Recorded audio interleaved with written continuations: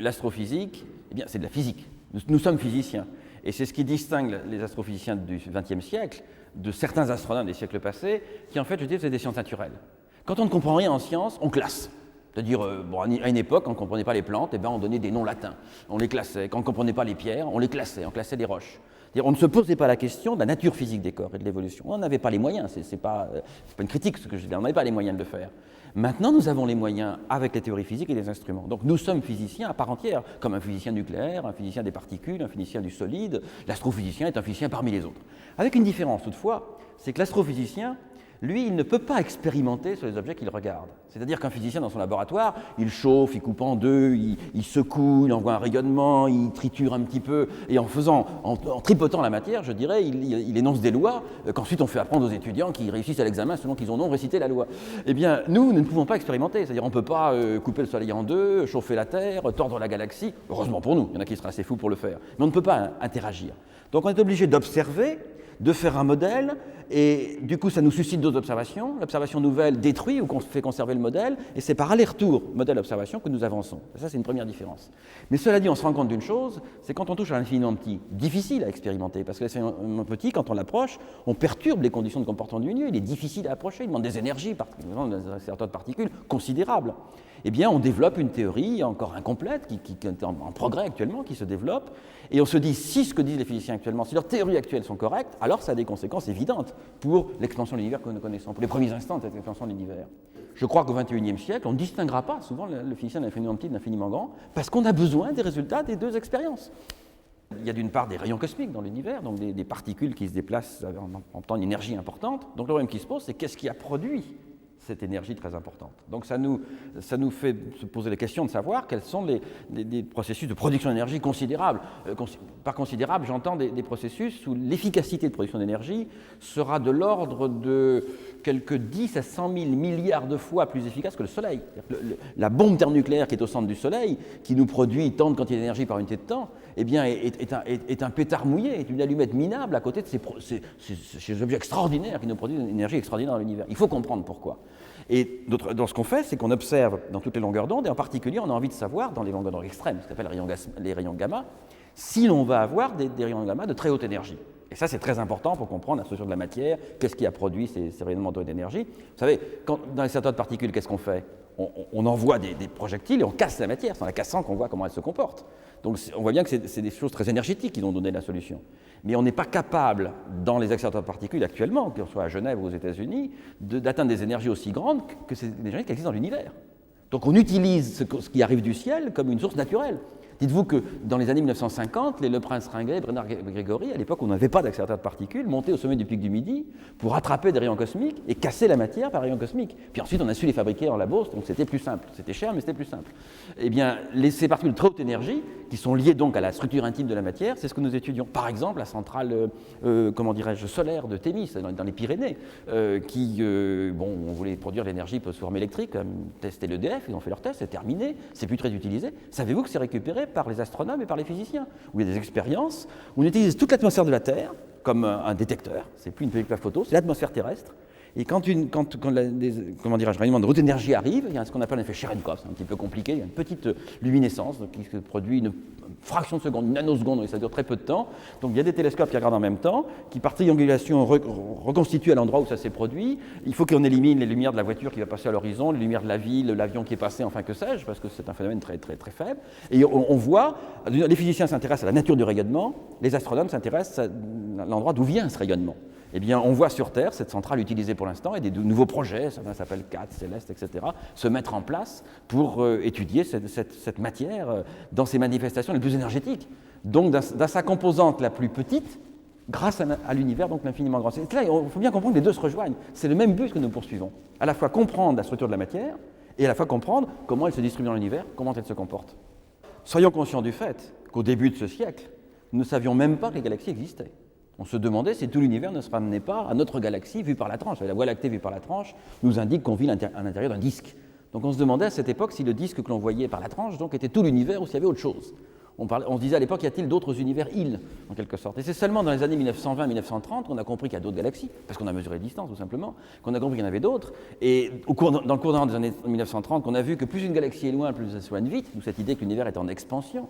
Et c'est seulement en 1950 qu'on est arrivé à la théorie que les anglo-saxons appellent du Big Bang, que j'appelle en français du grand boom en quelque sorte, c'est-à-dire d'un univers en expansion, donc en montant en arrière, tout était en quelque sorte condensé sous un très faible volume au départ, dans des conditions où il n'y a pas de matière, il y a eu du rayonnement, et qu'on a trouvé d'autres preuves en quelque sorte, d'autres indications de ce phénomène.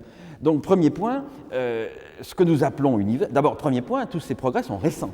On n'a pas discouru pendant 2 millénaires sur le sujet, ce sont des informations tout à fait récentes. Deuxième point, ce que nous appelons univers, c'est ce qu'on voit. Je ne suis pas en train de vous dire tout ce qui existe. Peut-être qu'il y a des choses qu'on ne voit pas encore, comme il y a beaucoup de choses qu'on ne voyait pas encore au XIXe siècle, au début du XXe. Donc il y a probablement beaucoup d'autres choses que nous ne voyons pas, que nous ne soupçonnons même pas. Il y a une richesse d'informations que nous aurons peut-être au XXIe ou XXIIe siècle, ou peut-être dans 3 millénaires, si les hommes n'ont pas été assez fous pour se détruire auparavant. Donc, premier point, l'univers, je vous parle de ce qu'on voit, tout simplement. Alors ce qu'on voit, ça fait du monde en quelque sorte. Puisque dites-vous que notre galaxie, qui fait 100 000 années-lumière de dimension. C'est-à-dire que la lumière, se déplaçant à 300 000 km à la seconde, va mettre 100 000 ans pour la parcourir. C'est quand même assez grand déjà. Eh bien, notre galaxie contient environ entre 100 et 1000 milliards d'étoiles comme le Soleil.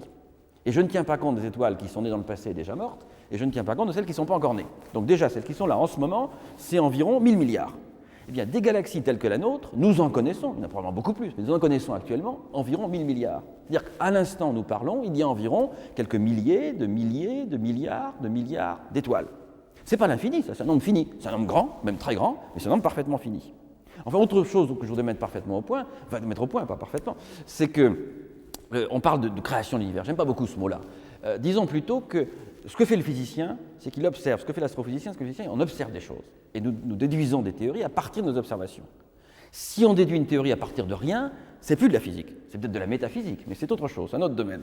C'est plus de la physique. Or, nous avons des informations sur ce qui s'est passé environ 1000 secondes après cet instant zéro, début de l'expansion. Donc nous pouvons vous décrire, parce qu'il y a des contraintes, ce qui se passe depuis 1000 secondes, pas loin 1000 secondes, après cet instant zéro, qui s'est produit environ 15 milliards d'années. Donc ça, on peut vous le décrire. Ça ne signifie pas qu'il y a un monsieur barbu qui est arrivé un jour qui a dit « Tiens, aujourd'hui, j'ai rien à faire, je vais créer l'univers ». Pas du tout. Ce n'est pas une création.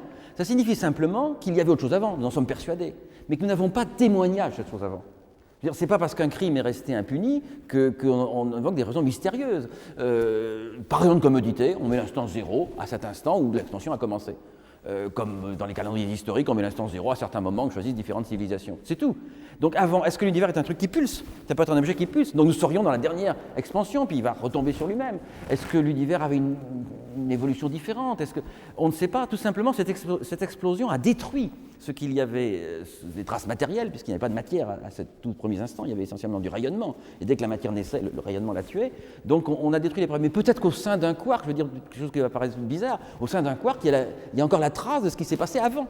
Donc il n'y a pas création, il y a simplement que dans notre enquête, vous savez, on ressemble un peu à des policiers finalement. Nous avons une enquête policière, on trouve une trace de cheveux, on trouve une trace de doigt, on trouve une tache de sang et on essaie de reconstituer l'histoire en quelque sorte. Eh bien les témoignages que nous recueillons depuis 15 milliards d'années, nous les recueillons avant, nous n'avons pas pour l'instant de témoignages de ce qu'il y avait avant. C'est tout le problème de la notion d'espace.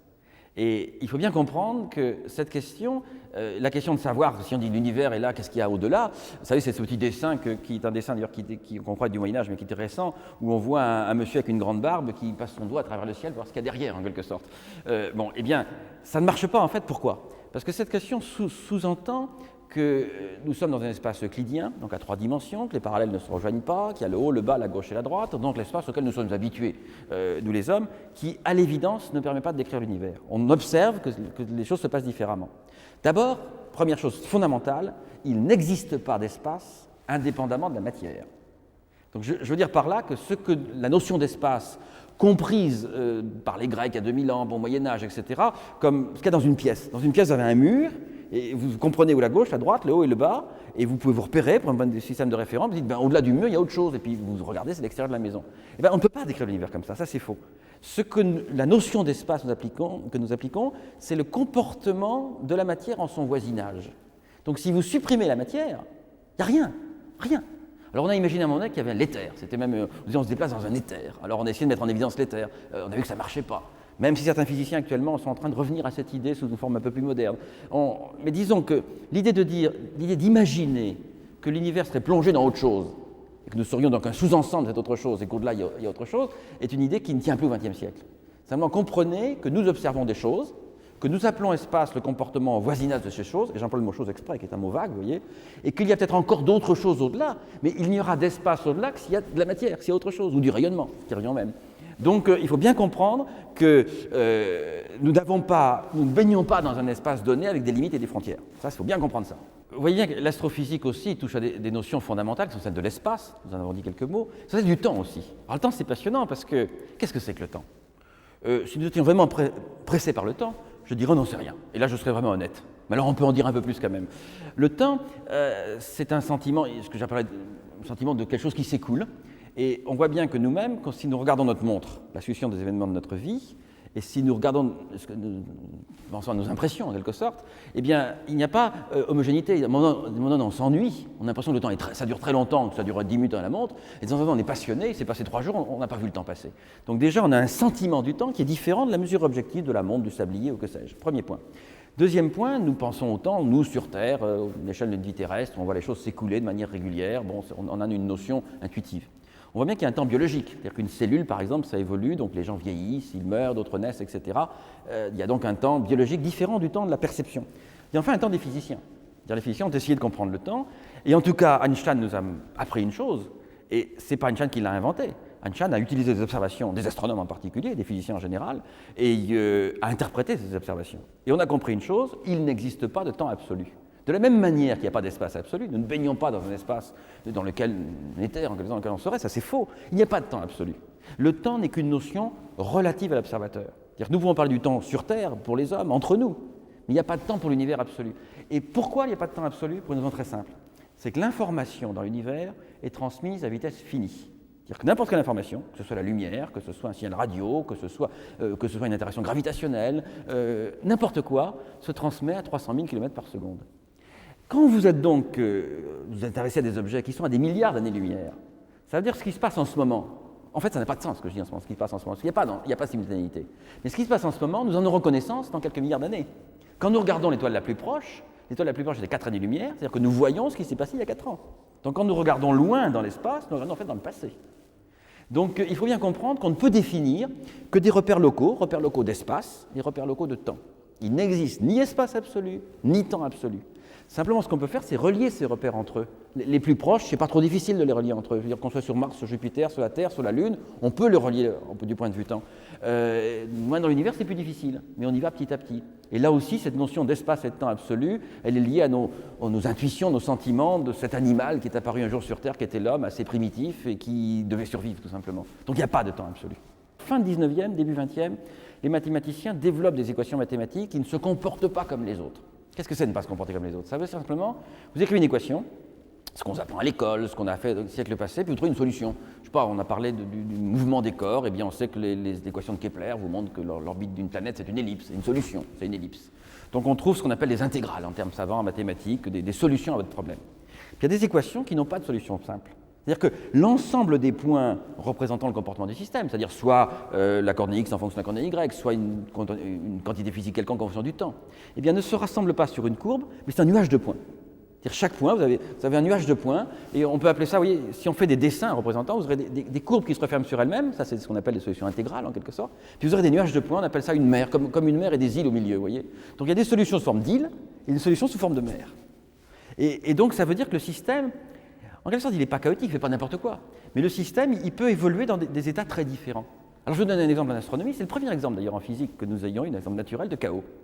Tous les satellites du système solaire tournent de manière régulière. J'entends par régulière que le satellite tourne à la même vitesse sur lui-même qu'autour de la planète autour de laquelle il tourne. C'est une conséquence de l'effet de marée. C'est comme ça que la Lune a une période de révolution égale à la période de rotation. Donc nous voyons toujours la même face de la Lune, par la face cachée, la face... Bon, ça c'est un moment régulier. Mais c'est vrai, des satellites de Mars, de Jupiter, de Saturne, ils présentent la même face, sauf un qui se trouve être Hyperion. Hyperion est un satellite de Saturne. C'est très particulier. Hyperion est perturbé de manière très particulière par Titan. Il a une forme très bizarre. Il ressemble à une cacahuète vue de côté et un hamburger vu dessus. Enfin, c'est bizarre comme satellite. Donc, tous ces effets un peu étonnants sur Hyperion conduisent au fait que Hyperion ne se comporte pas comme les autres, mais se comporte ce qu'on appelle de manière chaotique. Chaotique, ça veut dire que sa période de rotation change sans arrêt. Un jour, il va tourner sur lui-même en 9 heures, puis après en 15 heures, et puis après en 7 heures, puis après en 20 heures. Il change tout le temps. Et en plus, son axe de rotation pointe dans des directions tout le temps différentes. Imaginez la vie sur Hyperion, ça serait assez drôle, parce que chaque jour vous vous réveillez, la durée de la journée sera différente, donc prendre un rendez-vous là-bas, ça ne sera pas évident. Et ensuite, vous achetez une maison sur Hyperion, on vous vend très cher une maison qui est dirigée au sud, le lendemain, elle est dirigée au nord, vous voyez. Donc, alors c'est un comportement, bon, chaotique, ça veut dire que ça varie beaucoup, c'est que les solutions des équations du problème, vous voyez, je veux dire, eh bien, il y a plein de solutions possibles, mais attention, à l'intérieur d'un certain nombre de limites. Et on voit bien que dans l'univers, ça veut simplement dire, c'est l'exemple de la météorologie. Vous savez, on dit toujours en météorologie, il suffit qu'un papillon batte des ailes en Chine pour provoquer une tempête en Bretagne. C'est-à-dire que c'est une toute petite variation à un moment donné va induire une solution complètement différente. C'est l'histoire de monsieur qui marche sur un col. Vous savez, vous êtes sur la montagne, sur une pente très, très, très raide. Eh bien, selon que vous allez mettre le pied un peu à gauche, un peu à droite, vous tombez d'un côté ou de l'autre. Selon qu'une goutte d'eau de pluie va tomber sur un versant ou un autre du massif central, elle va jeter dans la Méditerranée ou dans l'Atlantique. C'est-à-dire qu'avec un tout petit écart initial, vous pouvez avoir un très grand écart final. C'est en gros ça le chaos que ça se retrouve. Et on constate que beaucoup de systèmes physiques, les objets astronomiques, les objets physiques, beaucoup de systèmes auxquels on s'intéresse, se comportent de cette manière-là. Même si le système apparemment décrit des situations très différentes, on conserve des lois, il y a des lois qui apparaissent. Et maîtriser ces lois, c'est mieux connaître le comportement. Et à nouveau, vous trouvez que ce chaos, qui est une théorie très moderne dans beaucoup de domaines, non pas uniquement de la physique, mais de mathématiques, de l'économie, de beaucoup de choses sur Terre, on le retrouve aussi dans l'astronomie. D'où l'universalité de l'astronomie.